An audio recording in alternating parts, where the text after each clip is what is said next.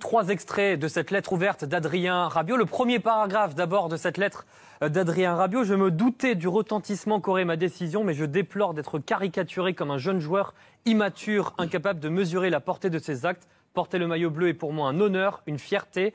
Aussi, je n'autorise personne à parler en mon nom de ma relation avec l'équipe de France. Deuxième extrait, sans doute le plus fort de cette lettre du joueur du Paris Saint-Germain. Si j'ai décidé de me retirer de la liste des suppléants, c'est que je considère que le choix du sélectionneur à mon égard ne répond à aucune logique sportive, car depuis toutes ces années, le message était clair. Ce sont les performances qui ouvrent les portes de l'équipe de France, les performances en club qui ouvrent les portes de l'équipe de France. Et enfin, la conclusion de cette lettre d'Adrien Rabiot. Enfin, j'assume et j'assumerai toutes les conséquences de mon choix avec le soutien de ma famille et de mes proches.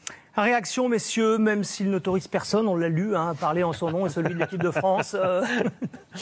Ce qui est frappant, c'est la phrase où il dit, en gros, il ne supporte pas d'être pris pour un être immature, d'être un sale gosse qui a craché sur le maillot bleu.